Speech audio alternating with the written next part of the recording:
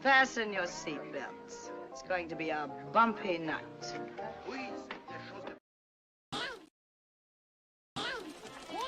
But tell me, Eddie, is that a rabbit in your pocket, or are you just happy to see me? Oh, excuse me, chat. I'm going to open my popsicle, but we are back for a Talk Nerdy episode.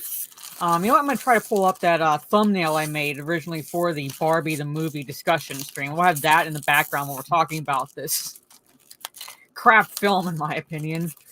But we're going to give our impressions of the Barbie movie. We're not exactly going to spend the entire stream talking about it, because I did bring up a couple articles.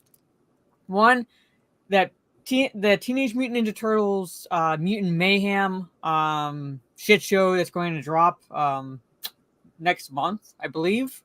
Apparently there's a sequel in the works. Not only a sequel, but a Paramount Plus animated series.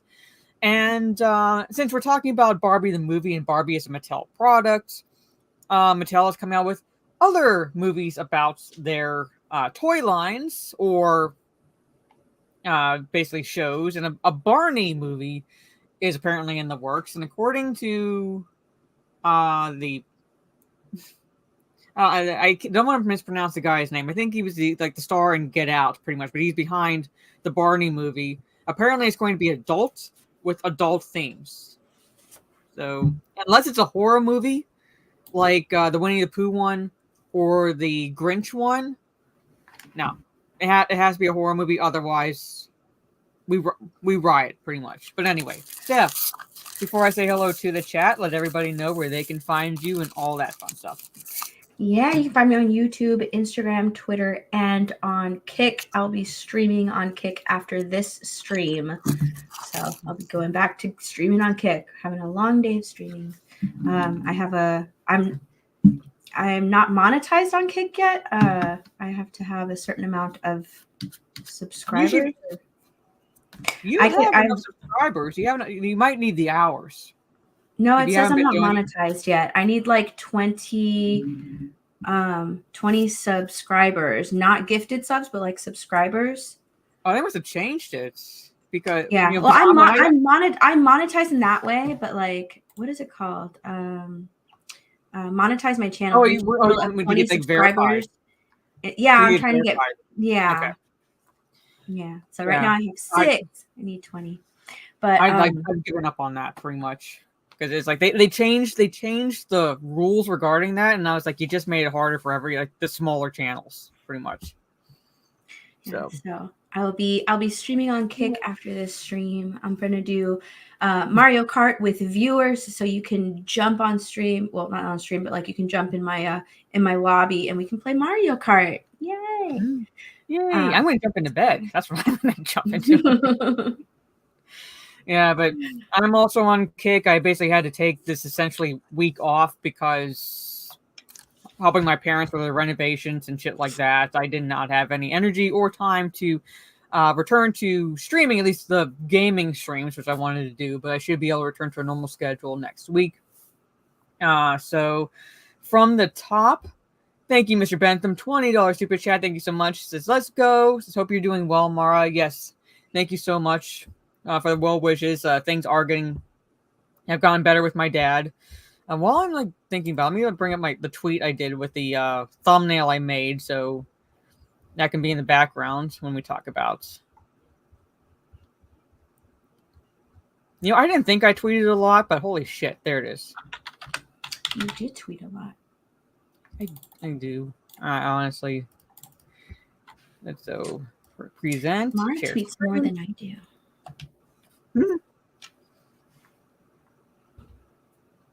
Where are you? Oh yeah, I changed the fucking X. I'm looking for the Twitter bird. You know what I did the other day? Okay, don't judge me. I follow this girl's channel, or not her channel. What am I talking about? I follow this girl on Instagram, and it's so silly, but it's so fun to watch. Well, she does slime, right? Okay. Some of her slime. I couldn't help myself. I wanted some slime. Because usually when I'm chilling out on stream or something, and I is that the one they used to make back when we were kids, basically, like that type of slime? No, I think it's like No. a new slime. I don't know. But yeah, I totally got some slime, and I've just been playing with it. And of course, it's pink. So Yeah, that's it's pink. appropriate because we're talking about. In my opinion, I'm on the side of Pink Nightmare with this film. So Gravy D says, hello, Durka Barbie, and they took our jobs, Barbie. Hail, chats. I cannot wait for the discussion. Yes, thank you so much again for the well wishes. My dad is improving. It's one of those like crazy situations that happened, and I was like, I don't think I'm going to getting back in time. So like, we just basically postponed it. Don't think you can take the cringe. Well, hopefully you don't suffer too much, Gigawatts. Trey Courtney says hello. Hey, Mara and Steph, ready for the cringe? Yeah. Hope you got your alcohol ready. Ms. Martin uses. We are skipping D&D tomorrow only because I don't know if I'm going to be busy helping my parents at all tomorrow afternoon, so I figured we'd skip it just to be safe. But I do have a D&D story because I played D&D with my siblings last night, so I do technically still have this one time in D&D story that I can tell you guys on my kick stream tomorrow evening. So yeah. And there is Mr. Bentham again in the chat. Thank you. New Saw trailer released. I've seen most of all of them except Spiral. I'm same here. I've seen most of them except Spiral, but I haven't seen the Saw trailer. I haven't seen the new Saw trailer. That's it. To be honest, you really don't. They pretty much become torture porn. I'm not gonna lie, they pretty much become torture porn. There are one or two movies after the second one where it's like they are decent movies, but for the most part, it's like how can we top ourselves with the kills, pretty much like movie to movie to movie, and it's like I'm like it kind of got a little bit old after a bit, pretty much. Yeah, I didn't really like. They're playing Fortnite, ladies and They're gentlemen. playing Fortnite. That was. I'm okay. That's just Beardo. I guess they won.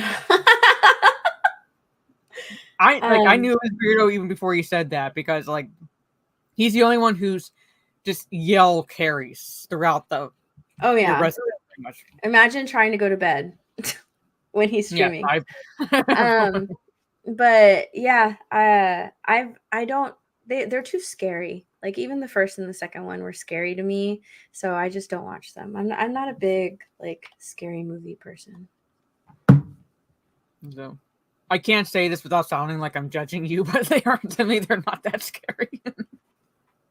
Oh my god, Disbrew says as long as that wasn't from the bathroom.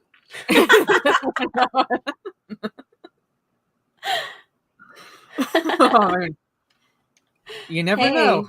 Sometimes it does come from the bathroom. Yes. and sometimes it's such a relief that you just have to yell like that, you know? Man, I know they're doing a meetup in overseas. Are you gonna go to it, Disbrew? I wish I could go. I really want to. I really, really want to. I wish. Did they release like where overseas they're going? No, not yet. Oh, I think so. I think they're going to England. But I'm gonna stow away in someone's luggage. I'm gonna do that because they have not only can you visit places where Tolkien was, but they have like Jack the Ripper tours that you can do. Disbrew's gonna be there. He's going to them. Oh man, I wish I could go. Like that'd be so cool. And it's in September, so like my birthday month. But I can't go. Just stow away in someone's luggage. You're small enough. Just poke a hole, like a bunch of holes in it. Poke a hole for like stick a straw through it for air. Yeah. I wish I could go. Hey, gaming, good to see you. Sunny Brave Megatron just comes in and says boobs. Thank you so much, Megatron. Yes, this is my kick. Thank you so much. Yes, we were a little bit late, and Alan. Yes, from the Barbie movie, but thank you so much. Alan. Yeah. It is sad when Michael Cera is like one of the best. He's one of the best things. Yeah. I'm like, that is sad. Sultan Al-Fahim, good to see you. Oh, it jumped on me a little bit. Hold on. iDog, nice to see you. New Exorcist has some same director as the new Halloween trilogy. Take that however you will. I don't know why they're even doing it in Exorcist prequel. It's like we know what's going to happen. The demon's not exactly going to die, so it's just going to find, or it's I don't even. It's supposed to be a sequel because you have the mother from the first Exorcist, Reagan's mother, and then somehow she knows what to do. She starts performing exorcisms. So I'm like, why do we even need it? It's like it's not like demons can die; they just get sent back to hell, pretty much. So Lisa Roberts, hello, good to see you. Tara Crystal, we will have hopefully you feel it's a great show tonight, but we are going to be giving our thoughts on this and going over a couple articles. Yes, popsicle. Yes, I see. It's warm here. Dabian, what's up? It's hello, Mara and Steph. Hope you're both okay. I'm okay. Good. As long as everyone in the chat is okay, that is like this is what we do. And I appreciate everyone hanging out with us because it is a Saturday night and you're watching us talk about pop culture cringe. So we very much appreciate it. Yes, there's going to be a Barney movie, a Hot Wheels movie, an Uno movie. Take that for what you will. But like Mattel products, essentially. Yeah. DJ, what's up? As Steph's Kick, this is where she's going to be after the stream. So go hang out there. Phil, hello. Since both of you are looking like $1,000,000. Thank you so much, Phil. Vanya, good to see you. I am doing well. Thank you so much. Tommy and the Guinea Pig Collective, hello. Good to see you. I would rather rewatch Earth Girls Are Easy and Matinee instead of watching Barbie and Oppenheimer. My brother saw Oppenheimer today. He said it was good, but granted, this is the doctor saying this pretty much, but like he doesn't have the best attention span sometimes when it comes to movies, so it's hard for him to follow. Take it for what you will. Yeah, but thank you. That's my throne. I love how Trey says buy her shit. Thank you so much, Trey. Make Slimer from Ghostbusters. Yeah. So thank you again for the well wishes. Sorry to hear that, Trey. Yes, you need the liquor. Now, hopefully we don't cause you to drink too much from all this cringe. Let's see. Yeah, the way they saw movies connect is interesting, but the movies themselves kind of become torture porn. So, yeah, you thought that was a sound effect since we were talking about the Saw killings? Yeah. It was just perfectly timed. Making sure I don't miss anyone. I liked Jigsaw the most. He gave intelligent twists, but when he left, they went downhill. Yeah, when he left, they went downhill because he was the most interesting part of it. Len, hello. Az has dumped a lot of weight for that. You talking about the Barney movie? Sorry, I'm not catching both in chat. So, let's see. Don Howe, good to see you. Hello, Don. So if I miss anyone, I do apologize. I'm trying. Okay, I am caught up. All right. So, all right. Before I give my overall impressions of this movie, Steph, I feel like because I was talking, we were talking about it a little bit even before the stream. I feel like you liked it probably a bit more than I did. Yeah, I think I found some parts, like I found it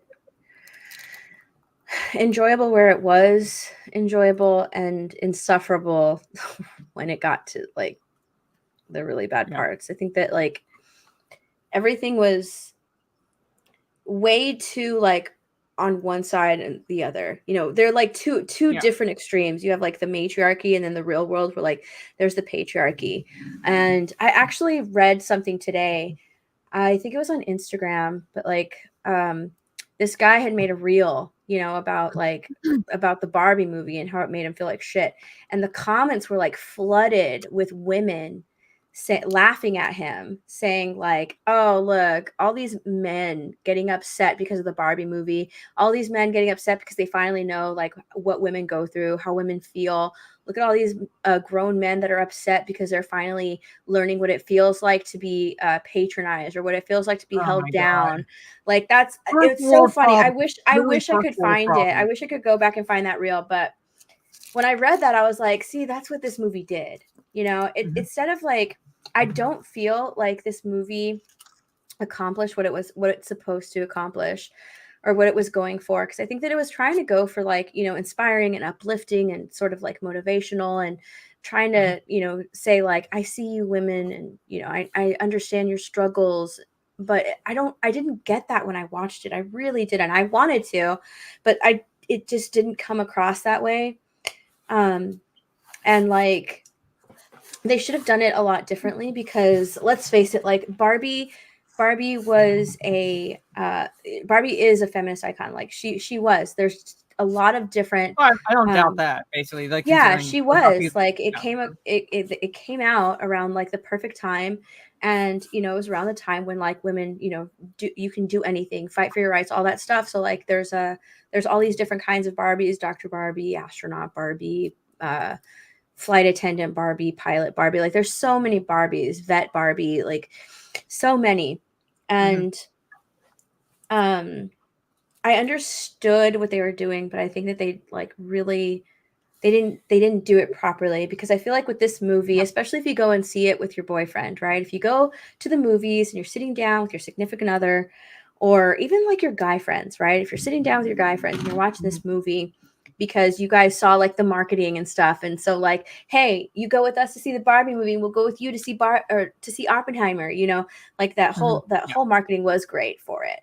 But like, I feel like coming out of the theater, the girls will, I feel like it would cause a unnecessary battle of the sexes argument, you know, as opposed to like the girls coming out of the movie like feeling good and uplifted and better about themselves and feeling good about their lives. They're gonna come out like, and the guys are gonna leave feeling like shit, and the girls are gonna come out and be like, see what we go through, see, and it'll lead to an inevitable battle of the sexes argument, and that's not what it should have been. No, see, like I was saying this whenever I was like mentioning it in my other streams, whenever I was able to stream, and that is, this conceivably could have been a good coming of age essentially type of movie. Like you could still have it like be uplifting, women focused, essentially kind of a story, but at the same time it's like you could have had, let's say, a girl who's becoming basically becoming a teenager, and like she's dealing with all these different emotions, and all those different emotions are beginning to impact Barbie, because they have that premise set up where it's like what's happening to Barbie really, this I is what liked the happening in premise. the real world. I actually liked the premise that they set up with the mom and daughter. Like, you know, like the little girl, like, or not the little girl, but like she's growing up. She calls herself a tween. Like she's growing up, and she's sort of distancing herself from her mom, so her mom's feeling down, and she's like reminiscing about the times that they played with Barbies, you know, and she's like, remember when we used to play with Barbie? Because I totally get that, you know, like me and my mom have had conversations like that.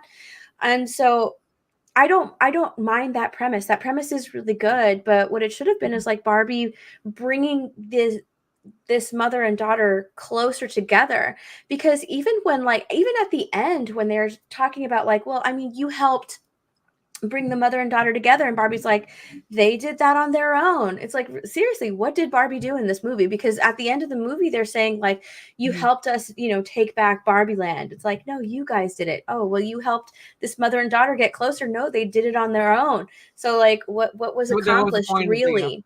Yeah, so what was accomplished really? So I liked the premise of like her going, you know, being, I guess, like intertwined with this mom, and you know, in their lives.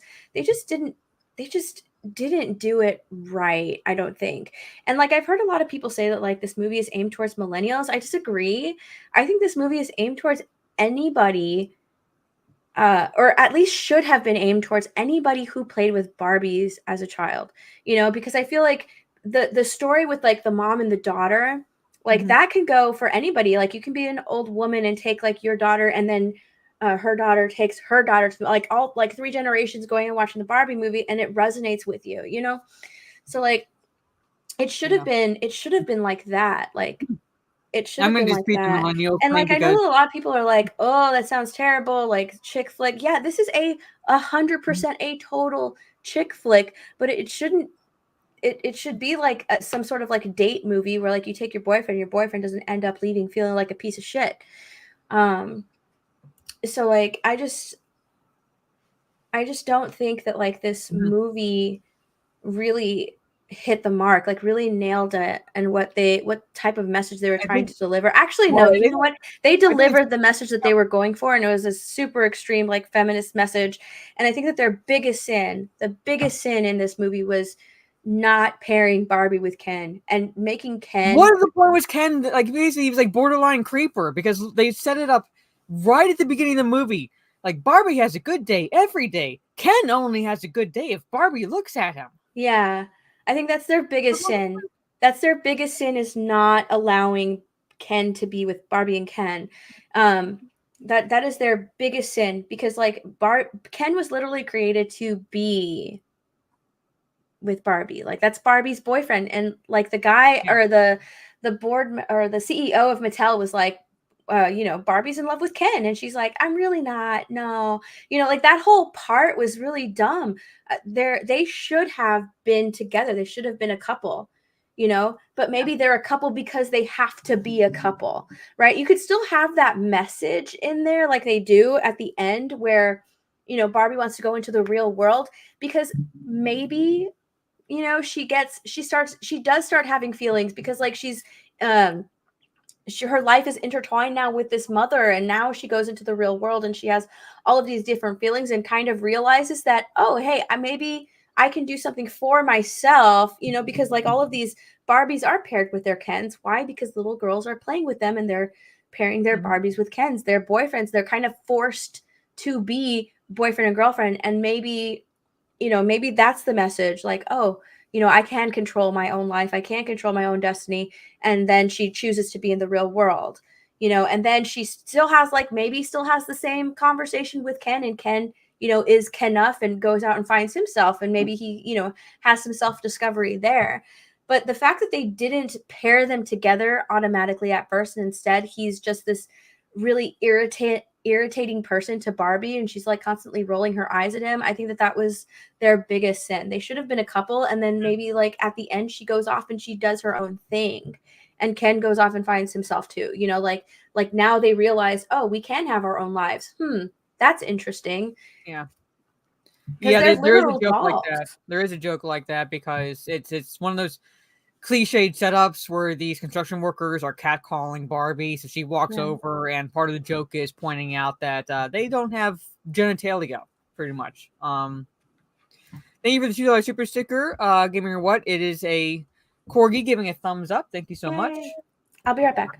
So, yeah, they've been married so many times, pretty much. They've been married so many times, I've lost counts.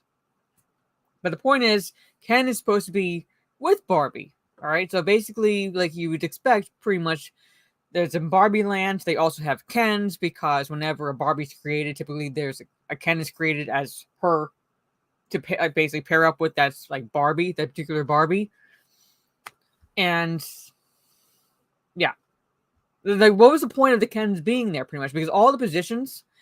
Every position, I'm not talking about positions of power necessarily, I'm just talking about work, pretty much, was held by the Barbies. And granted, I know it's Barbie land, but pretty much the Kens were there just because. Just fucking because. And they had to, the president Barbie had to deign just to like basically allow them to even remotely take on any position. Like one of the Kens wanted to be part of the Supreme Court or something like that around the end of the movie, and she's like, not the Supreme Court, maybe one of the lower circuits. So basically, it's that's basically like it's again like what is the fucking point of these Kens being there? Stieg.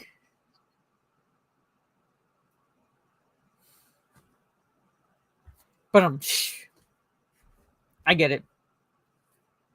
I get it.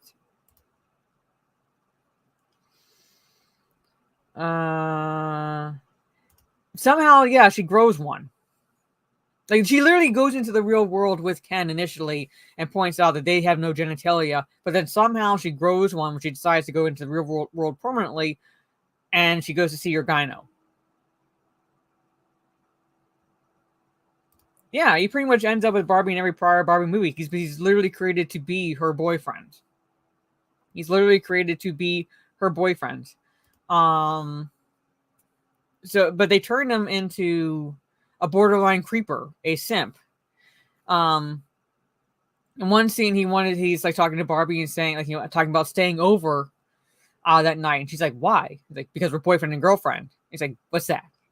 Sort of a situation. Like, pretty much, like, one of the overarching plot points in this movie is that, like, pretty much Barbie needs no man. She don't need no man, pretty much. That is one of the overarching plot points. I knew Anna hated it. I saw that. And I agree with Anna where she said it's sad when Michael Cera is one of the best parts of the movie. I know, yeah. I laughed at Alan. I laughed when he said, like, Allens have gotten out before, and it was because, like, all the members of NSYNC, they were all Allens. Yeah. I laughed at that. Like, I see, like, the potential in this movie, and it kills me because, like, there are some parts that, like, resonated with me because I understood where they were going with it. It just did not, like, they went about it the wrong way. Like, I love Barbie Land, and, like, they should have kept so much of the movie in Barbie Land. Like, the real world stuff maybe should have been, like, towards the end, like, maybe the last, I don't know, 30 minutes or so. Like, that real world stuff just took me out of the movie. I love the concept and the idea that they were going for in Barbie Land because, like, I grew up with Barbies. I had a lot of Barbies. I had a Barbie dream house, and I love how they did it, how they did, Barbie Land, like how she floated out of her dream house or she slid down the slide, because if there were stairs in the Barbie dream, we never used them. And, like, I don't think that a lot of the Barbie dream houses had stairs. It had an elevator. That's how she got up and down on her dream house. There was an elevator on the dream house. So, yeah, if she had to come out of the dream house, she had to, like, float, because we would take her from her bedroom down to the car or down to the kitchen. I like how when she would, like, eat and drink, it was all like a little girl, like a child was playing with her. It was super cute. The idea and the execution was excellent. Everything looked so good. And then you get to, like, her with Ken, and it's like, wait, what? Like, he's just her simp. Like, it felt really out of place because Ken is supposed to be Barbie's boyfriend. I know a lot of people are saying, like, the Kens are homeless and stuff. Like, where do they sleep? And Barbie has no idea because she sleeps in her dream house. I thought that was pretty funny. Like, of course, like, Barbie has no idea where Ken goes because, like, when we're little and we're playing with our Barbie dolls, Barbie's dream house comes with a single bed. It's a single bed. We don't put Barbie and Ken in the same bed together. Barbie sleeps on her bed, and, like, Ken is either, like, on the floor in the toy box or something. Like, Barbie is the only one in the dream house.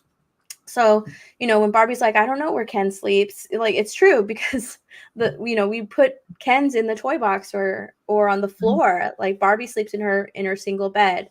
The idea when, like, Ken asks her, like, can we sleep over? Because I'm boyfriend, girlfriend. He's like, to do what? And she's like, he's like, I have no idea, because we didn't know. All we would do is, like, smack them together, to make them kiss. And Ken is trying to kiss her, and she's always, like, kind of disgusted by him and revolted. And I'm like, no, stop it. Like, we used to make them kiss as kids. Playing with these dolls, we used to make them kiss because Ken is Barbie's boyfriend. Like, I think they really missed the mark. Ryan Gosling, though, is amazing. I loved Ryan Gosling's portrayal as Ken. It was so great. And, like, Margot Robbie is the perfect Barbie. That's why I say, like, there's so much potential with this movie, but because they went, like, full feminist, it just takes you out of what could have been a fantastic movie. Well, at least it could have been like they're now claiming, or like some are now claiming that this movie is satire, and I'm like, well, whoever's claiming that does not understand the concept of satire. I does not understand the concept of satire because I don't think it is. Like, where is that? Greta Gerwig has done interviews saying that, like, it is serious. Like, there is no joking around. Like, what is here is here. And not only that, but, like, when she did an interview saying that, like, they legitimately kept out a lot of, like, the feminist storyline from the marketing intentionally because they knew if they put it in there, like, it would do bad. Nobody would go see it. So everything in there is intentional. Yeah. Yeah, everything's like I'm like point like there's no way that there's anything satirical about this movie because like whenever you whenever a movie is supposed to be satire, you're making fun of both sides. Like a good example of that would be the movie 1, 2, 3 with James Cagney back in like from the early 60s pretty much, where I want to say it's Billy Wilder, but like with the like basically the script essentially made fun of both communism as well as capitalism pretty much. It poked fun at both of those economic mindsets pretty much in this film. That's satire. That's how you do satire. Blazing Saddles, that's how you do satire. This, it's so one-sided. There's no way you could even like call it anything but basically the feminist messaging. Right. Because I think like, feminists really think that like that's how men are. And I thought it was so ridiculous. Like as soon as she gets there, they're rollerblading and she's like, I feel threatened. It's a tone of violence, people are like, hey girl, this guy slaps her butt. When she walks up to the construction workers, their cat calls are really over the top and ridiculous. Like one guy's actually tells her to smile, and I was like, oh my god, that's so on the nose cringe right there. Yeah, like and then when she goes to the police station after she gets arrested, like they even the cops are like misogynists and talking to her like she's just a piece of meat, and her face is just like, I feel threatened. And so she's like, we need to get new clothes. And then they steal clothes and she goes back to the police station and, they're like, oh, she looks even better in this. Yeah, you can keep that outfit. Like, it's so ridiculous. Everything is so over the top, but I feel like it's over the top like that because that's how real feminists think that like men act towards them. They're constantly thinking like, oh, they're just Googling me and oh, they just want to get in my pants. And like, that's their impression of the male sex. Like that's how they think that men operate. I don't think that it's satire. No, I was going to say there's no way. And I didn't exactly teach a unit on satire, but when I was student teaching, the book the students were reading was Animal Farm, pretty much. So I basically did a little intro, not units, but segments, where I taught them what satire was, what the purpose of satire, like certain terminology, like like words, like terms you would see, utilized within satire. And I even show them example pretty much. If you want to like read like a good satirical piece, read Jonathan Swift's. Sorry, I have to answer this. I was like, oh shit, did she freeze? Because I was looking down. No, I didn't freeze. I just got a text message and I just wanted to answer it real fast. But Jonathan Swift's A Modest Proposal. All right, it's a little lengthy, all right, and it was written a couple hundred years ago, a little over a couple hundred years ago. But read Jonathan Swift's A Modest Proposal. That's satire. That is satire. This movie, no. Yes, I taught Animal Farm. So that is satire. That is that's basically taking, like, bringing awareness to something, all right? Mm-hmm. But doing so in a means, all right, that doesn't feel like it's so on the nose. Mm-hmm. So I didn't even see her eat in the real world, but somehow she drank water. That's right. She tried, but she wasn't used to. Or no, not water, tea. She drank tea. Yeah. She drank tea. But she wasn't quite used to. She went like this when they gave her water, and like it spilled all over her because she's like, I'm not used to that having anything in it because she's a Barbie doll. But then when she goes and sits down with Ruth, she tries to drink tea, and again, that's such a great part. Like, there's little things that I'm like, oh, that's really funny. I like how they did that, because she's not used to having anything in it. And so she doesn't even put it to her lips. She just like goes like this and it spills all over her.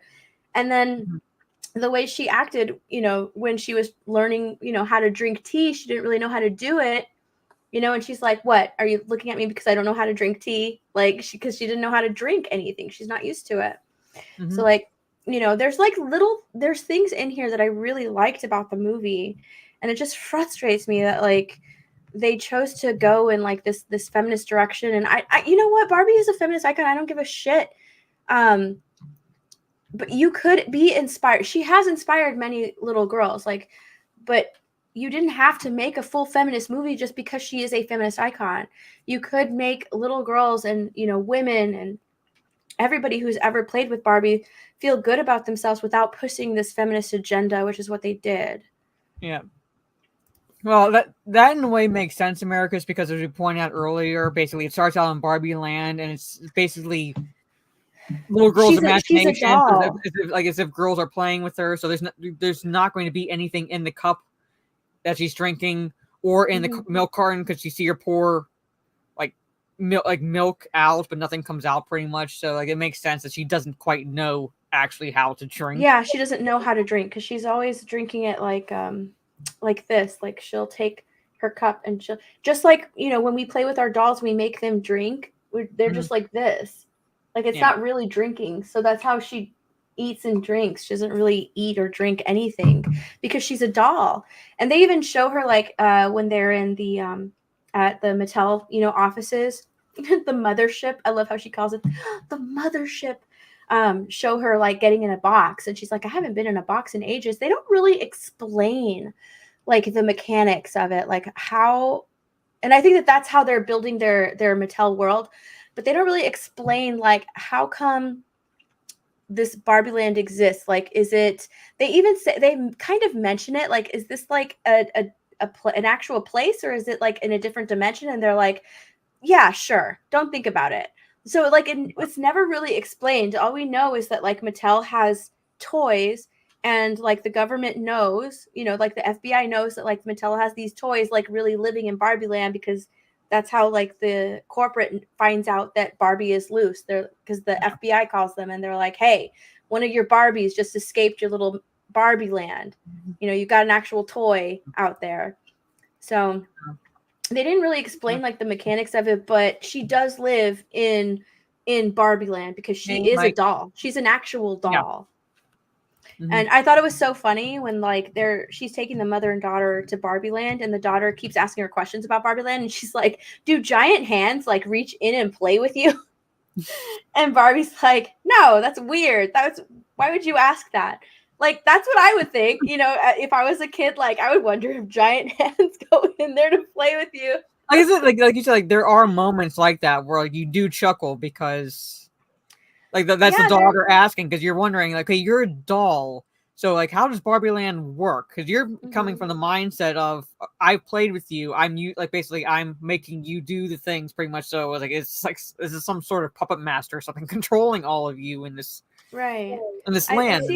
Yeah, like there's so much potential with this movie. It's just a freaking shame that they went in like that agenda driven direction, because I see so much of the movie that like I like, and like I want to like it, but I just can't. It's just not good. No, so like it's just it's a real mid movie. Yeah, I did say before the stream, this movie actually did not piss me off as much as the Flash movie did, because that was a whole level of being pissed off. This was pretty much like I don't like the movie, but it's pretty much more just eye rolling cringe. And when Michael Cera is one of the best parts in the movie, you're doing something wrong. Pretty much, you're doing something wrong. Michael Cera was funny as Alan, and I really did love Ryan Gosling. Like I think that I think they didn't do him dirty, but like there could have been so much with Ken and Barbie, because like his whole storyline of like finding the patriarchy, and then like he once they take back Barbie Land, he goes and he cries, and Barbie's like, it's okay, like I cry, it's fine, you can cry, but he's just like, running things is hard, because he's an idiot. Like they made him an idiot, and I'm just like, what the heck? And he's just like, the fridge, it doesn't fit anything but a 6-pack. Like some of that stuff is funny, because some of the stuff that he says is funny, because yeah, it is ridiculous. Like a mini fridge can't hold anything. And then he's like, when I thought the patriarchy was like about horses, and I found out it wasn't about horses, I lost interest. Like and there's funny stuff, you know, and like I think and when he's in the real world and like he gets upset because he can't even beach, like he just wants to beach. He goes and tries to get like all these jobs because he's a man. There's a lot of funny stuff with Ken, but I just think that like they could have had all of that funny stuff, you know, happen, but just start off the movie with Barbie and Ken. I Yeah. hate the fact that she just kept pushing him away and he was just like nothing but this burden to her. And Epic mind. one last thing I'll say is the fact that the movie sets it up that Ken brings back the patriarchy back to Barbie Land, and the movie initially spends a good chunk at the beginning setting up the premise that all these Barbies are intelligent, capable women, essentially. That he all he has to do is bring back the patriarchy and with horses or whatever the hell he did, and all of a sudden they are stupid, pretty much. Well, but you didn't did you hear the reasoning for it? It's like the indigenous people with smallpox. There was no immunity. And Yeah. you would think I that the heard that reasoning. immunity I to heard that yeah, you reasoning. would think that the immunity to that would be, you know, Brains. brains. They're obviously smart. They've been running shit since the beginning. So that's their immunity. they can be rational and be like, "What are you talking about? No, this is how Oh. shit is. Like Yeah. it's going to stay the same." You know? You would think that that would be their immunity, but no, like they show them at the beginning, you know, like all these capable women, you know, they know what they're talking about. They win Nobel prizes, Yeah. but yet like we come in with one idea and it ruins it. So are Barbies smart or are they dumb? You know what I mean? That's where I was like that was the moment where I was like, you got to be fucking kidding me. Like you literally set it up. Like there's no mistaking it, pretty much. How intelligent they are, how capable they are, how independent they are, but I don't know, horses and patriarchy, and they want to go back to the 50s. Like basically that's the whole feminist message. Like, oh, you're sending women back to the 1950s. I'm like, would that necessarily be a bad thing? Seriously, entirely. Yeah, like that part. That's why I think that they're smart because they immediately knew the better deal. Yeah, I know. Like they seemed so much happier when Ken brought the patriarchy. They even, and you know, both Barbies and Ken's, they both seemed really happy, you know. And then we had to get like the mom. You know, Barbie was like, "No, this isn't right. Like, what is this? This isn't Barbie Land." You know, the girls are supposed to be running everything, and Barbie wants to make things back to where they were. So, like, the mom starts spewing all this stuff about how women struggle, and a lot of what she says is like, yeah, there's truth to a lot of things that she was like, you know, throwing up and spewing at these Barbies. So I could understand that. That's why I say like there is stuff that like resonates in the movie. So a lot of stuff that she's saying, like, sure, I can understand. I see where she's coming from. Yes, there's struggles with being a woman. I mean, shit, there's struggles with being men too, but they're leaving that out of the movie, right? Mm-hmm. I like this comment from Tara Crystal. Imagine a scene where Barbie sees an elderly couple together. He holds her hand. She places her head on his shoulder. Barbie says, "I want that." It would give her a new perspective. Mm-hmm. You got me, Trace. I don't know how Nobel Prize Barbie just caves to patriarchy. Like the part where Barbie sees an old lady, I loved that part. Mm-hmm. I really love that part. She looks at her and she's like, "You're beautiful," and she's like, "I know it," you know. Mm-hmm. But it's because she's never seen an old lady. There's no old ladies in Barbie Land. Like that's the first time she's seen an elderly person. So like, I really liked that scene. That's such a great scene. There's like good things like sprinkled in the Barbie movie, but I think it gets so bogged down by all of like the feminist messaging that it just takes me out of it.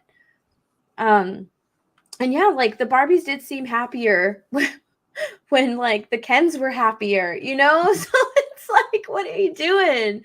You know, why are you going back? And then at the very end, they have the Kens like begging now because the patriarchy's over, back to begging for attention, back to begging for for like self-validation. Like they're back to begging for scraps from the Barbies. So they're like, can we please, they go up to Madam President, can we please have like a spot on the Supreme Court, whatever. And she's like, no, like right away, like looks at him like, you're disgusting, like, no. But you can have like a low circuit court judge thing. And they're like, yes, we'll take it. Yes. Like they're so excited to get like little pieces of scraps from these, from the Barbies. And that's just so, that's just horrible. It's horrible. Like, I really think that they should have, here's what I think. Okay. And some people disagree with me. Some people don't. Some people sound like say that it's boring, but whatever. It's a chick flick.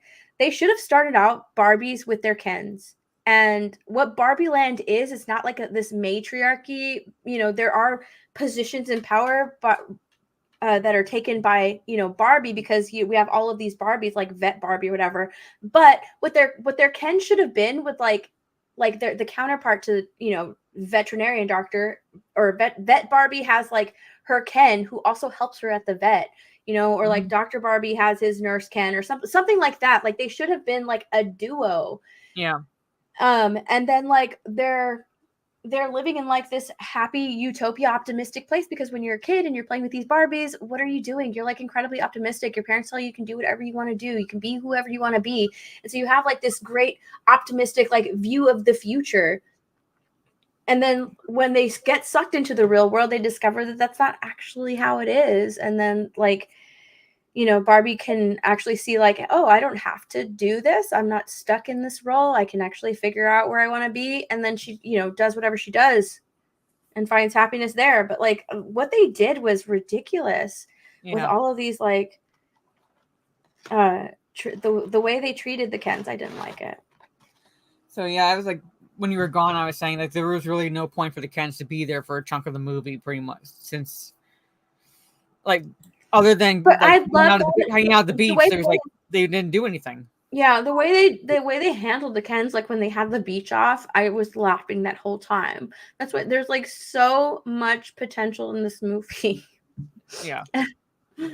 Anyway, I think like the beach off was so funny. It was just so, and I love the song. I'm Just Ken. Like Ryan Gosling killed it. Mm-hmm. So, but anyway, so basically, like that's pretty much the Barbie movie in a nutshell. We didn't exactly go into everything, but I feel like if you want to watch it, more power to you. I sailed the high seas to watch it. So I was not giving this movie any money, pretty much. So it was a pirate's life for me. And like I said, did not piss me off as much as the Flash movie, but at the same time, it was eye-rolling cringe. Like nuggets of good sprinkled throughout.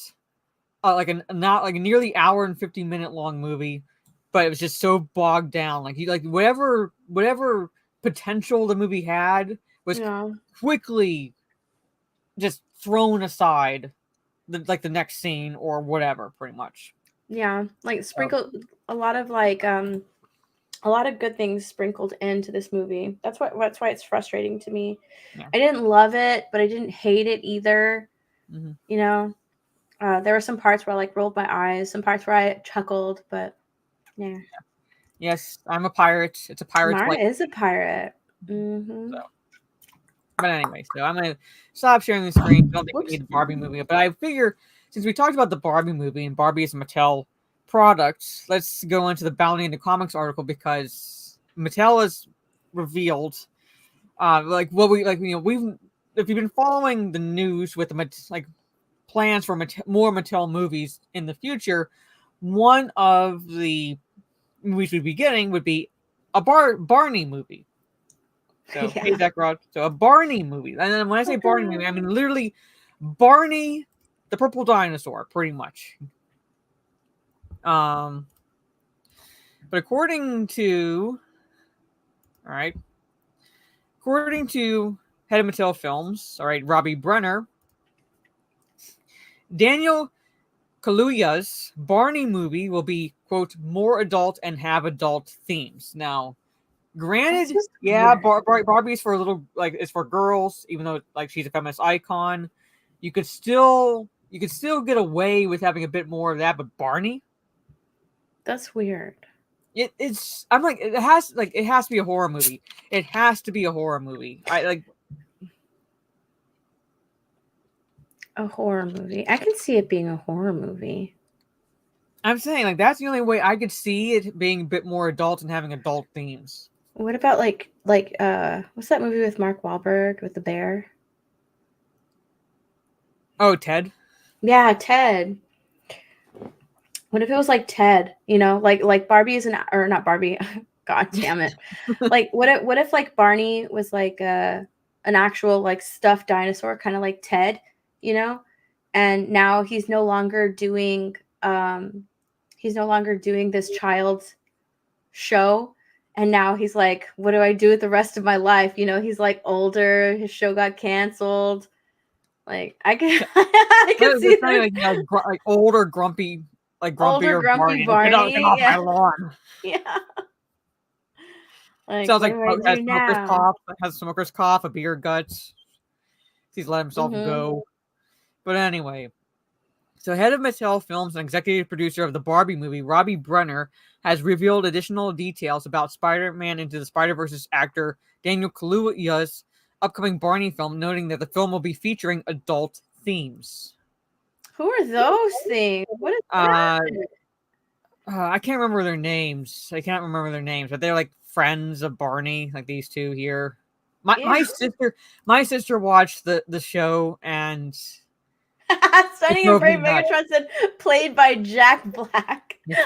I could see that. Hey, board poor. I could see that. Yeah. Psychedelic Barney horror. Like, yeah. Barney sings "I love you" while he hunts you down. Oh. I mean, it would work. Yeah. Okay. Yeah. One of them is Baby Bop. I think that's the green one. Baby Bop. Yeah, Baby Bop. I think that's the green one. So is it a baby? Yeah. Well, I never paid attention to this shit. My sister watched it. Someone said Baby Bop and BJ. Okay, I think BJ is the yellow one. I think Baby Bop is the girl. I watched I watched some Barney, but I never like got into it. The only reason I watched it, like I said, is because my sister watched it, and yeah. Produced by Kaluuya's own production company, 59%, and Mattel Films, the Barney movie is based on the classic, PBS children's educational television show, Barney and Friends, blah, blah, blah. Barney was a ubiquitous figure in many of our childhoods. Then he disappeared into the shadows, left misunderstood. Yeah, see, I think that's what it's going to be. Yeah. Oh my God. They might do that. They might do that. Unless it's the actor, like they don't bring the actual Barney doll to life. But if it's Mattel, see, I think that this is how they're gonna set up like their whole like Mattel universe. Because I saw that they were like doing like they want to do like a Polly Pocket movie too. Yeah, Polly Pocket movie. Yeah. I think that's gonna be like Barbie Land. They're gonna have like Mattel has like these for their toys has like these different lands for like each whatever toy that they have, and maybe Barney is like part of that. That's how I think they're gonna like Polly Pocket. Like now she has like her own little space in wherever, like maybe it's next to Barbie Land. There's like they zoom in really close and you can see it's Polly Pocket world or something like that because Polly Pockets are so tiny. Yeah. Maybe that's it. If they don't bring the dinosaur like to life, then maybe it's the story about like the actor who's inside the dinosaur costume, but still the same type of thing. Like, what do I do with my life? Like that. Yeah, Birdman, but Barney. Yeah. I'm trying to think. Okay. We're leaning into the millennial angst of the property rather than fine-tuning this for kids, McKeon told the New Yorker. He's an executive at Mattel. It's really a play for adults. Not that it's R-rated, but it will focus on some of the trials and tribulations of being 30-something, growing up with Barney, just the level of disenchantment within the generation. What could possibly go wrong? The heck? says, I don't know that it's necessarily going to be darker. It's just going to be unique. More like a Being John Malkovich or an adaptation. But Barney. What is Being John Malkovich? I haven't watched that movie. It's been years since I watched it. Hold on. Oh, okay. So It's remind me later. Is Barney gonna be like an emotional support, like child? I don't know, like this emotional support character who walks around hugging sad millennials. Okay. A puppeteer discovers a portal that leads literally into the head of movie star John Malkovich. So it's like to be like literally in the head of Barney the dinosaur or something like that. Or Barney can see into the head of millennials. Or so see in the head of millennials. It's like basically that concept essentially. Okay, look, I know a lot of millennials are depressed and like don't want to go outside, but come on. And they're the same ones that tell us to touch grass, pretty much. Yeah. So, any movie that has Barney is not certainly going to be straightforward. We're not making Ted. You know what I mean? Oh, Ted. Yeah, so they did reference the Ted movies, and they're saying they're not making it. We're not making Ted, so it's not going to be like that. Oh, okay. Brenner notes that fans can expect the Barney movie to be about identity and finding who you love and who feels alienated. Further, it'll be more adult and have adult themes and sort of be a little bit off kilter. I'm not liking this part right here. They're really aiming stuff. They've stopped trying to aim movies at like this audience that doesn't exist, like the woke audience, and now they're trying to make stuff aimed at millennials. Yeah. I don't know. I can't. I have no idea. Why would you make a Barney movie? God damn it. A Barney movie. Well, they're making an Uno movie too. Have you ever played Uno? Yeah, Uno. Mara just pulled an Uno reverse. She like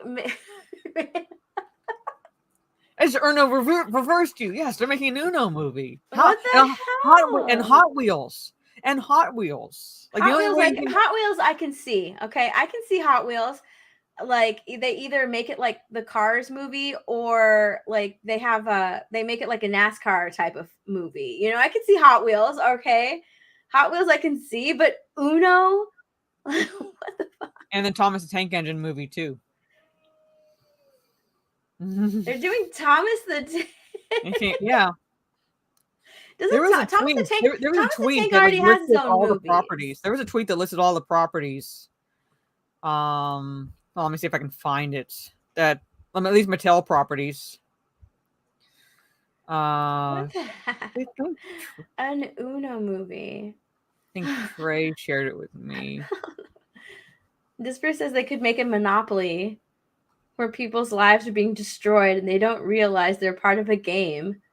Others are controlling them. That actually sounds good. That doesn't sound bad. That sounds like the Truman Show, though. Well, no, because Truman was the only one who didn't know he was being controlled. Magic 8, the 8-Ball movie, I believe, is what they're making as well. Magic 8-Ball? Here it is, right here. These are the properties. Okay, I found the tweet. These are the properties. I'll just stop sharing this real fast. Present. Okay, this is the tweet. All right. 8-Ball. So an upcoming live-action movies based on Mattel toys. Uno, Barney, Wishbone, Matchbox, Hot Wheels, Magic 8-Ball, Polly Pocket, Viewmaster, American Girl, Major Matt Mason, Masters of the Universe, Thomas the Tank Engine, and Rock'em Sock'em Robots. Didn't they already make a Rock'em Sock'em Robots movie with Hugh Jackman? Yeah, that's what I thought too. We already got a fucking Rock'em Sock'em Robots movie. With Hugh Jackman. Okay, Polly Pocket, sure. American Girl, sure. But yeah, like a little bit. Hot Wheels, sure. But what the hell? Uno? I don't even know what Wishbone is. Wishbone is I don't know if you watched the PBS show, but basically Wishbone was Jack Russell Terrier. Like we heard his voice, but basically his owners and the friends didn't hear his voice, but he would relate what's happening in his real world, like the real world, to a classic novel. pretty much. Says, oh, it's just like in this book, pretty much, like Pride and Oh, okay. Prejudice, or Well, okay, I can see that one. That one might do well. Yeah. What's Viewmaster? It's Shut up. That thing. It's something like that. It's like that thing where you like basically look through this and you just click and look at pictures. Yeah. That's a Viewmaster. No freaking way. Yeah, it was a good show. It was a good show, and is it gonna be like a Viewmaster? Is it gonna be like a what is it? What's that movie? If they make it like Hellraiser, that'll be fun. What's that movie where the little girl comes out of the TV? The 7 days. Oh, The Ring. The Ring. Is it gonna be like The Ring, where like I if you find it and you get like you die in 7 days, like it could or be that. you look through it and then you're able to like visit whatever you're seeing. I don't know. I see it. It's either like The Ring or like Hellraiser, pretty much. Oh, look what just Bruce said. Viewmaster has to be like Final Destination or Goosebumps. When you take a photo of someone, they die. You don't take a photo. Yeah. You don't take a photo. So, right? or if you look at but it could be like a Final Destination where it's like, or maybe they look at it and they see like where they're going to die or something like that, or where someone's going to die or something like that. Yeah. And that's like sort of like that approach, pretty much. Like I said, like these movies, like some of these properties, I'm like could be a horror movie, like could be a horror movie. American Girl could be a horror movie. A doll, creepy dolls. Those dolls are creepy. Yeah. I never. Ugh. It's the American Girl version of Chucky, Child's Play. Yeah. Make a Lincoln Logs movie. Stunning says make a Play-Doh movie. A movie on micro machines would be better. What would Uno be? Viewmaster could be like Ready Player One. I don't like. I'm saying like there is maybe some potential, but at the same time, Ready Player One movie wasn't good. Like I'm saying, but there's like some potential where they could take an approach from another movie where it didn't work, and maybe make it work. But I'm looking at these properties and like, I just don't see it. Especially Magic 8 Ball. See, Magic 8 Ball, no, that could work because that could be like predicting how when you'll die or whatever, like how you'll die, something like that. That could be a horror movie right there. Yeah. Soul says Uno Game of Death. Make an Uno cards first. Sorry, Mr. Bentham's. Imagine they decide to make a Jenga movie. So I'm saying we're probably coming up with better movie ideas for these properties than I think they ever could. All these movies are going to be woke. That's all that we know. Yeah. Oh, definitely. They're gonna aim the movies at a millennial audience, but make them woke. See, that's I'm like saying, like if I trusted anyone behind it, like there is some potential, but I just don't trust for them not to lean into the identity politics geared at the millennials. I just don't trust them not to do that. But that's the properties that they're working on. Ooh. Anyway, back to the barn. Let's see if there's anything more about Uno. Yes. Uno the movie. Uno will represent the patriarchy. That's it. That's it to the article pretty much. So like Barney's going to be more adult. I want Barney to be a horror film. I'm saying if they do that, I will be all for. Like Five Nights at Freddy's. I'm looking forward to that movie. I saw the trailer and I was like, you know what?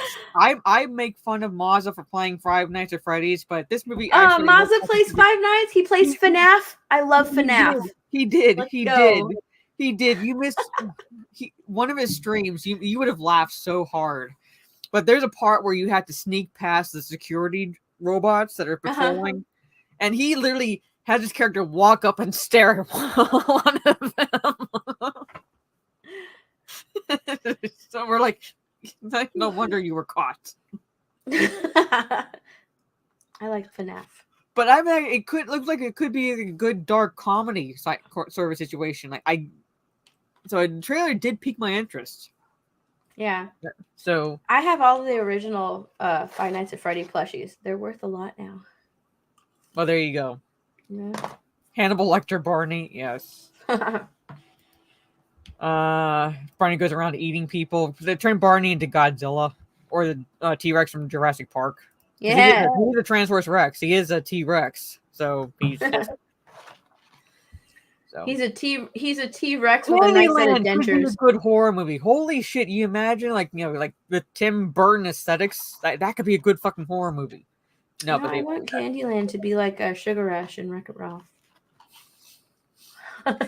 we're so different. I look at this like I want dark, and she's like I want Sugar Rush.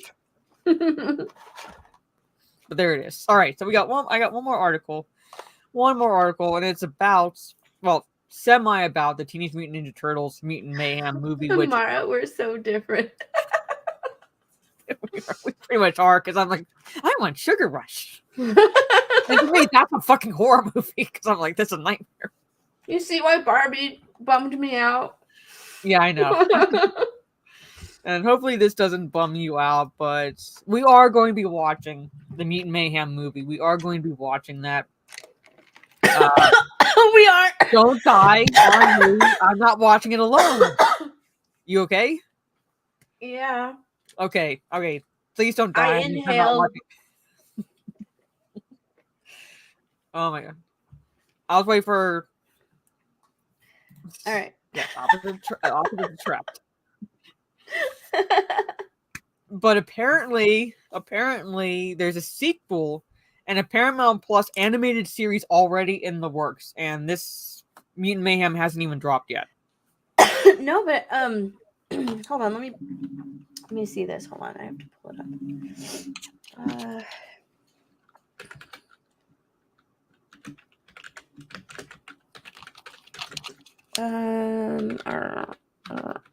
There we go. It hasn't released, but it has a 96% on Rotten Tomatoes. That's what I was looking for. Yeah, I was looking for the number. So it has a 96% on Rotten Tomatoes. That's a critic's score, right? That is the critic's score, yeah. Shocker. So it is, premiering pretty high. We'll see what happens. Other movies have gotten high critic scores too, like Captain Marvel. Yeah, that's true. But some of the characters that I was worried about, like Mondo Gecko, played by Paul Rudd, I watched, I think it was Jeremy John's review. He said that he was one of his favorite things about it. So that's promising. But I don't know. I wouldn't say promising, but maybe not as... Well, not as, yeah. Maybe not as painful. Mm-hmm. But I'm still worried about this movie. I don't like the look of it aesthetically. It's not aesthetically pleasing. I don't like the look of this movie. They try to do like the whole Spider-Verse aspect of it, and it just doesn't work. I don't like the animation. There's only one shot in this movie with the animation in a trailer that I liked, and that was Bebop and Rocksteady, like from below looking up. Like that was the only like really cool shot that I liked. I don't like the design of the Ninja Turtles, especially particularly Raphael. Like his body is way too big for his legs. It looks like he skipped leg day. I mean, the toys from this movie look ridiculous. I don't like Splinter's design at all. And April, no. So I'm pretty worried about this movie. Well, yeah, like what we covered about Splinter, that has me really worried. The fact that he's anti-human, which completely goes against everything like was about Splinter's character. Mm-hmm. And then not only I do have a problem with them race swapping April O'Neil, but that pales in comparison to how they made her look. Like I would have been like, okay, they race swapped her, I would have rolled my eyes, but they made her look like a beach ball. Yeah. Yeah, and like why would you do that? Like, okay, fine. You want to make her young and black, whatever, but why she gotta look like that? I don't know why. She gotta be fat. Like, yeah, look up. You can probably still find the article on Bounding in the comics, but apparently Splinter in this is anti-human, pretty much. Yes, I did see that. Yeah, so I'm saying like I'm talking like America's pretty much like he's a racist. So, she's the turtle. Yeah, 1990s Turtles is still a great movie. Like that is like proof that one, you do not need a lot of CGI, and two, you can take a property, all right, and actually adapt it into a movie that people will enjoy. Case in point, Teenage Mutant Ninja Turtles, pretty much from the early '90s. People still love it today. Yeah. Well, not only that, but TMNT, the movie, like I really love that animated movie. You know, it has Karai in it. Like I love that movie. It's really good. And then they kind of kept that design from TMNT, the movie, into like the Nickelodeon cartoons when they came back.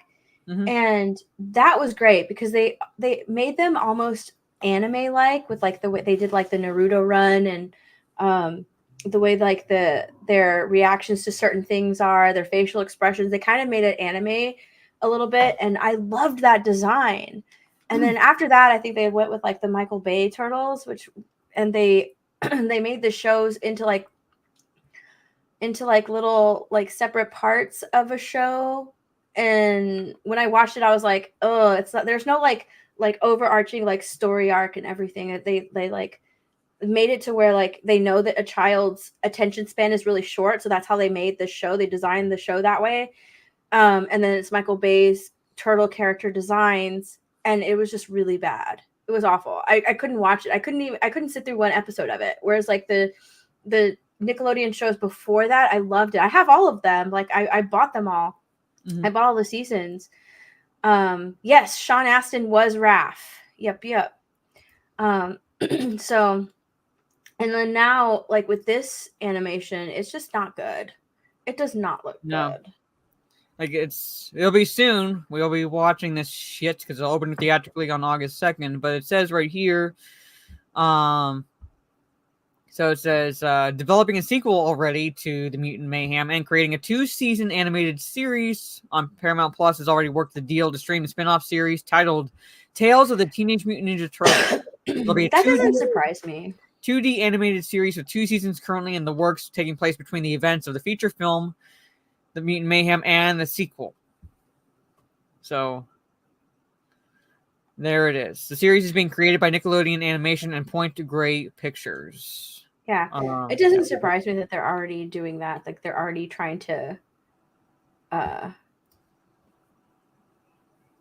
do you call it? They're already trying to, bank on that. If they're making a series, it'll probably be on Nickelodeon. Is it going to be on Nickelodeon? Because that's where all of the that's where all those turtle shows are. They're all on Nickelodeon.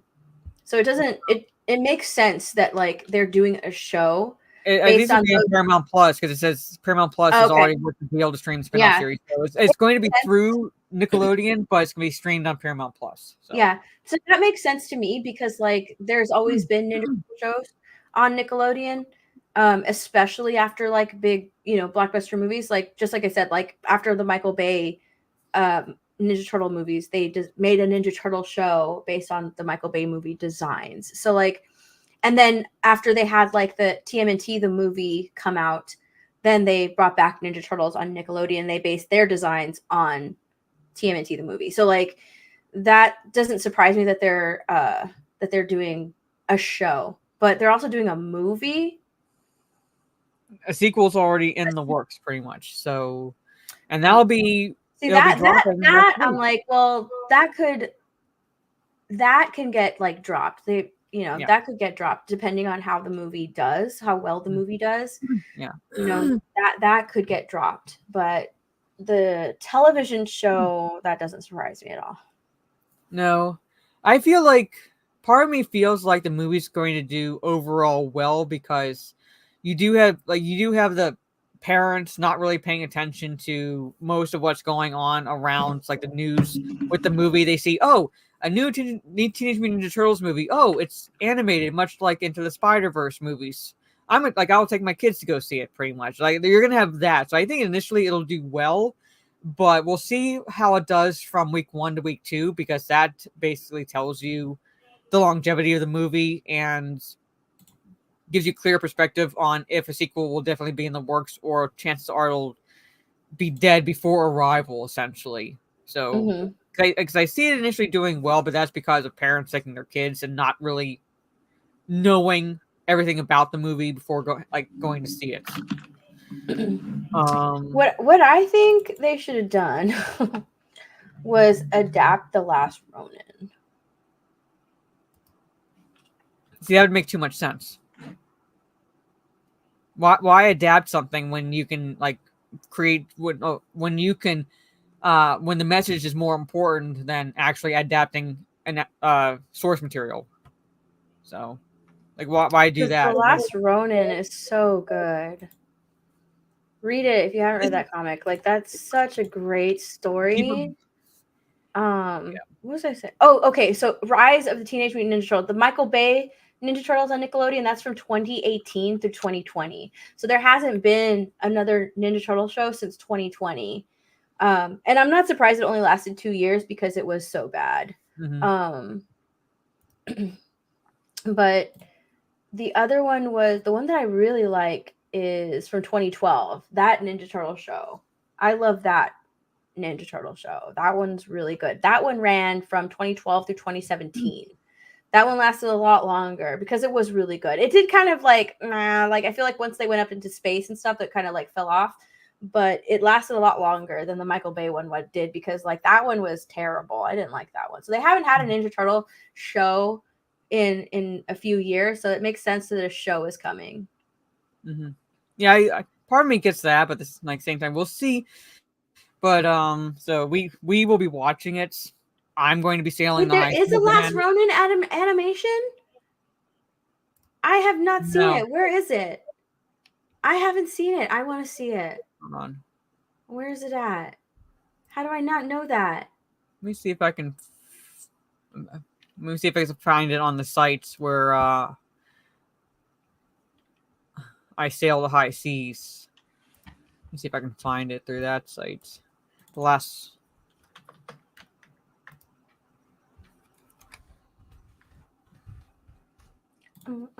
Did you see 2007 TMNT? Yes, I love that movie. I love that movie. Okay, it's not on the site I use, so I'd have to try to find it either through like Amazon or something, or they found it here. I guess that's what it is.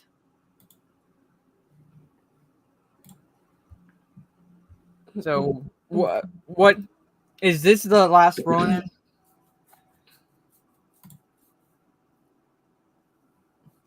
Look. Hold on. There's a trailer. Oh, Trey put it in the chat. Hold on. Okay, both Sunny Brave Megatron and Trey put it in the chat. So let me stop sharing the screen. Here, I'll do it. I'll pull it up. Okay.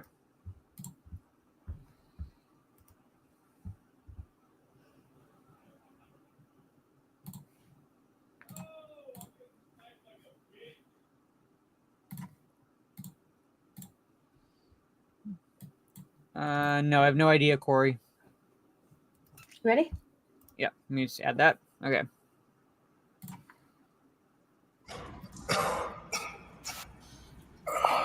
Fan trailer. Not really an actual trailer. I knew this was a suicide mission. Need to end this. On my terms. For my family. For honor.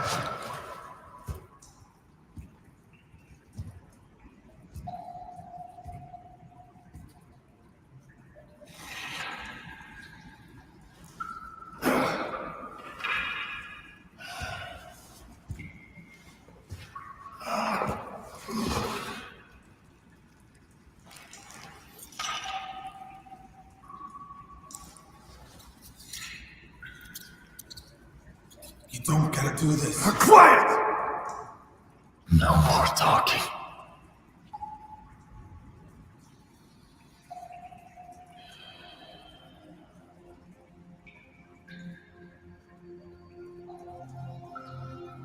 We were always so different.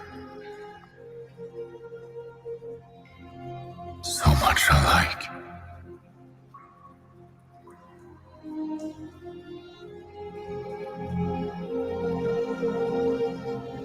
I miss my brothers. Oh. So much. Oh, man.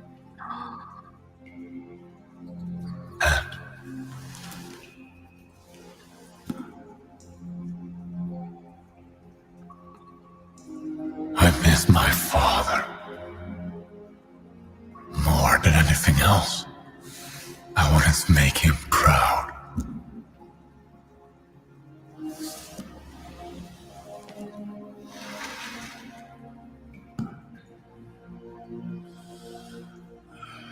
But they're all gone now.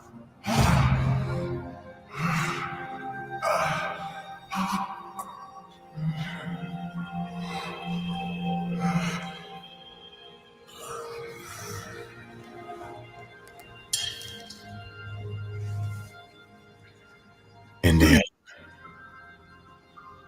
too little, too late. Story of my life.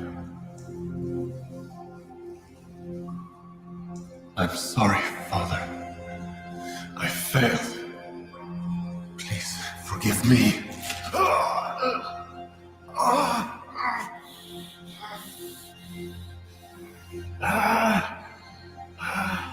Focus.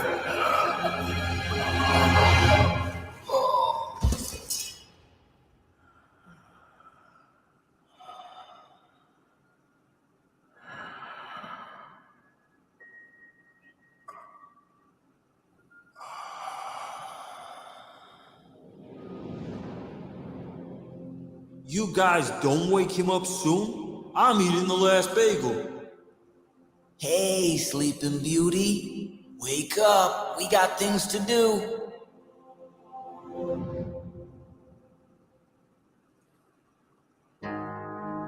Dude. Okay, that's the credits. Dude.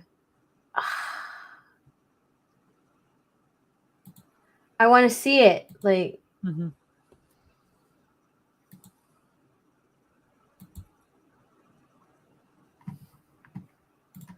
dang. Wish That's I need to good. find it. How is that not on the site I use? Huh.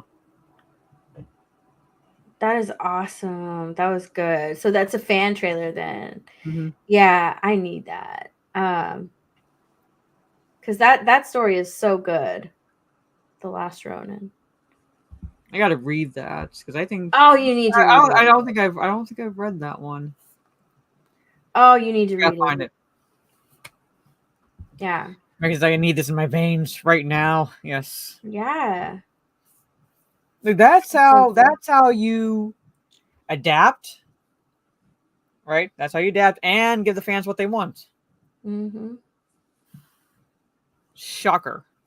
Yeah. That's what I think. Really think that this new Ninja Turtle movie should have been The Last Ronin. Yeah, it would have been dark and, or they should, if they did like the trilogy or whatever they wanted, multiple movies from Ninja Turtles, because obviously it's a very lucrative IP. Mm-hmm. They could have started off with a Ninja Turtle movie and then eventually get to The Last Ronin. Because that storyline is so good. Because not everything has to be necessarily upbeat. But like you said, like it could have started with, it would have been like another, not necessarily another origin story, but another kind of like Teenage Mutant Ninja Turtles movie, and then progress to the last one. So, like, I wouldn't mind that. Give me that. Yeah. So instead we get Mutant Mayhem. Yeah. Mutant Mayhem. Which comes out. Man, they really put so many like characters in that movie. Save something for the sequel. What are you gonna have in the sequel? They really put like tons of Ninja Turtle characters in that, like a whole season of Ninja Turtle characters in that one movie. What are you gonna do? Save something for the sequel or the prequel or whatever they're making. Play part 2. Hold on. Here, let me just, because Sunbreak Megatron posted part 2 teaser in the chat. Here, I'll open a new tab. Stop it. All right. Okay. Let me just do this. Move you over here. Okay. Present. All right, chat. There you go. This is only about 24 seconds.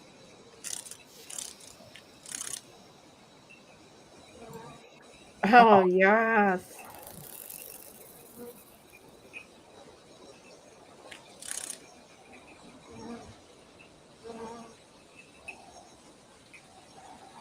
Now in production. Nice.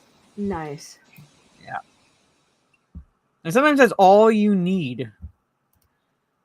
Sometimes it's all you need. It's just enough, just in a teaser. And you have Trey saying, when the comic comes through, inject this in me now. Yes. But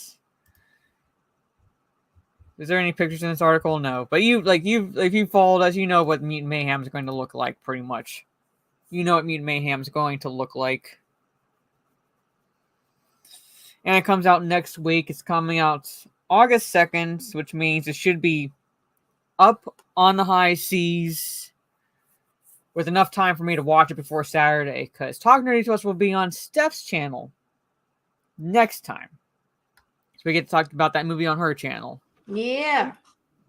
All right, so that is all I have, ladies and gentlemen. So basically talked about the Barbie, the movie, our impressions of it. Talked about how the Barney movie is going to be more planned. Essentially, it's already in the works, essentially, with an animated series, 2-season animated series, for in between Mutant Mayhem and its sequel. So that is it, ladies and gentlemen. That is Talk Nerdy to Us for this Saturday evening. So thank you all for hanging out with us. Before I give my outro, Steph, let everybody know where they can find you and all that fun stuff. Heck yeah. I will be going live on Kick after this. I'm trying to build up that Kick channel. I stopped on Twitch and I built up that Twitch channel. So I'm kind of nervous starting over on Kick, especially after I put so much time and energy into Twitch. But I have a goal of 400 followers and 20 subscribers. So you want to come over there and hang out with me. We're going to play Mario Kart. I'll be playing Mario Kart with you guys in chat. So come over there, give me a follow on Twitch, and you'll be notified when I go live. I'll probably go live in 5-10 minutes. All right, so yeah, I'll go to starting soon as the stream is over. So awesome. Yeah, this is her Kick again, ladies and gentlemen. I am unlike her, I am going to be relaxing and then going to bed essentially. But I do have a Kick, which I will be live tomorrow evening, hopefully playing more. I call it the Miles Morales DLC. I got the Miles Morales game to get used to playing as that character, because the Spider-Man 2 game, which is coming in October, at some point in the game will have you switch between Peter Parker and Miles Morales. So I figured I should get used to playing as that character. So yes, this is where I'll be tomorrow evening.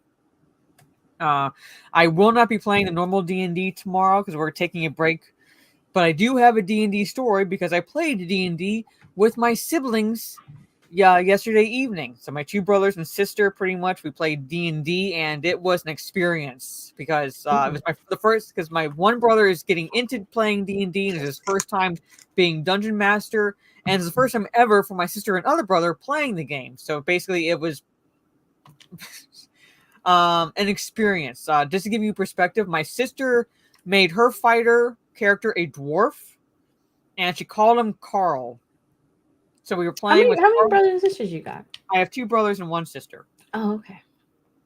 So yes, so that was interesting, and I will regale you guys in the chat if you watch my Kick stream tomorrow evening, and then pretty much gaming streams during the week, both on Kick and Twitch.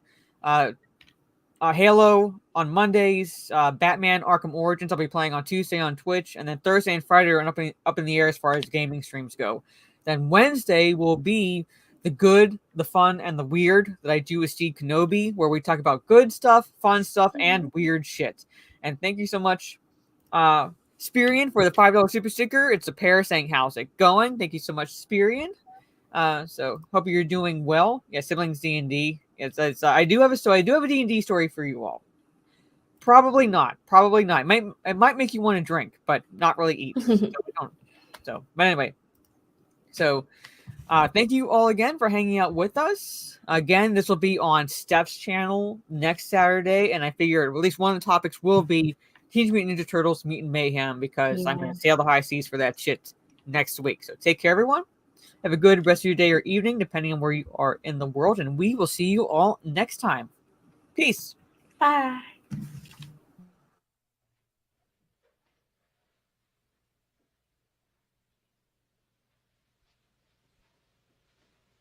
You're still here?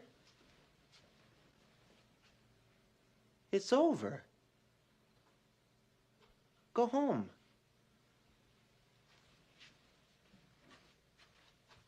Go.